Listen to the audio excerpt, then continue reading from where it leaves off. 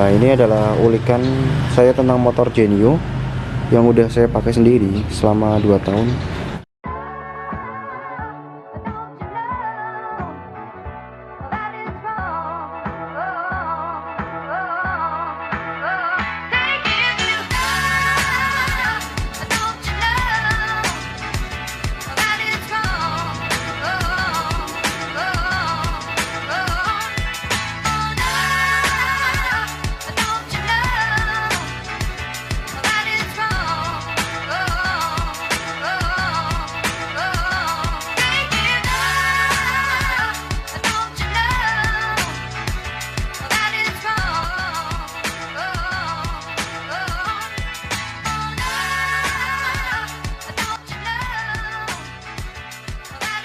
Assalamualaikum warahmatullahi wabarakatuh. Kembali lagi di Keter Motovlog.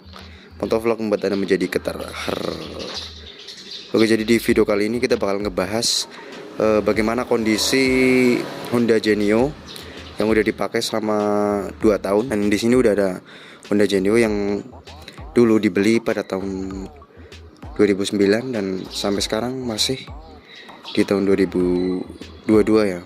Ini penampakannya kayak gini. Dan kondisinya itu udah parah banget, karena di samping mungkin materialnya yang kurang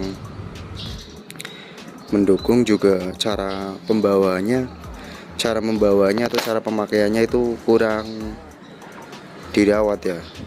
Ini dari lampu-lampu masih mulus lumayan, untuk pemakaian 2 tahun belum ada yang pecah atau retak-retak gitu, belum ada, masih kinclong.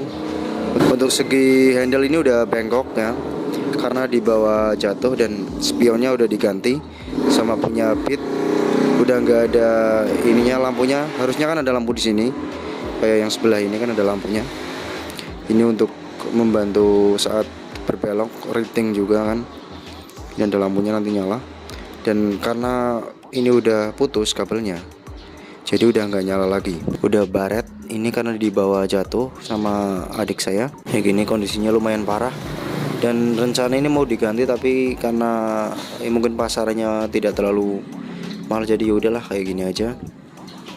Oke, untuk segi pengereman masih bagus, masih baik ya, karena motor belum lama juga, baru 2,5 tahun.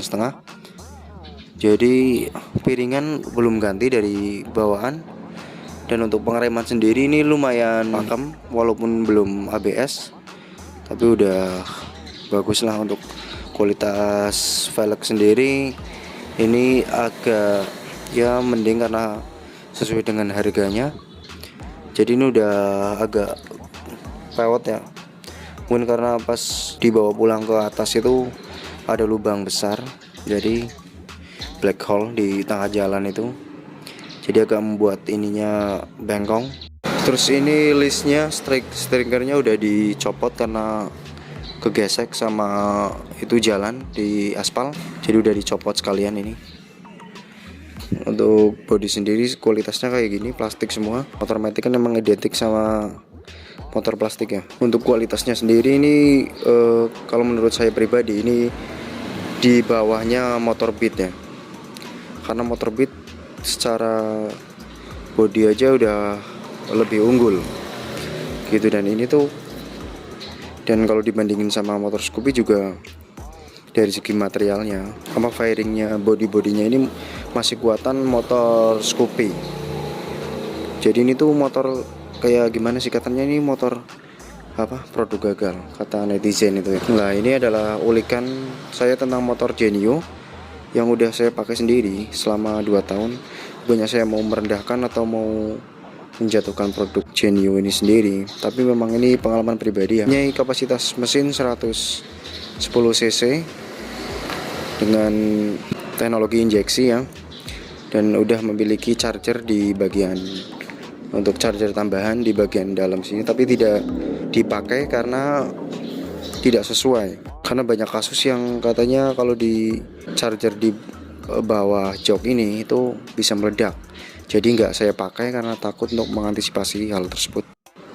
Oke, lanjut. Karena ini perbandingannya sama motor Scoopy dan Honda Beat. Jadi untuk tenaganya sendiri, motor ini tuh menurut saya kalau untuk nanjak itu gak ada tenaganya gitu, dibanding Honda Scoopy sama Honda Beat yang jauh di atasnya kalau untuk nanjak. Tapi kalau untuk di bawah, powernya sendiri ini tuh lebih responsif dan enteng gitu kalau untuk di bawah. Tapi agak ketar-ketir kalau untuk nyalip ya. Kalau untuk nyalip di truk yang gede itu atau bis-bis, mungkin di Pantura agak takut karena nanggung. Kalau motor Matic 110 cc kan powernya juga untuk tenaga di bawahnya, RPM bawah itu kurang menurut saya. Dan di atasnya juga ya mentok segitu-gitu aja gitu. Jadi takutnya kalau misal nyalip truk atau bis yang di Pantura itu, misal kalau di jalan raya juga belum nyampe udah tenaganya udah mentok duluan gitu. Beda kayak motor-motor laki itu kan masih bisa nambah karena ada giginya ya. Kalau untuk compare sama 150 cc atau yang lain itu kan karena bukan kelasnya, jadi saya tidak itu yang membicarakan. Jadi saya membicarakan khusus yang sekelas, yaitu Scoopy yang emang ini desainnya itu kan mirip sama Scoopy. Tapi kalau itu menurut saya nanggung dari segi desain.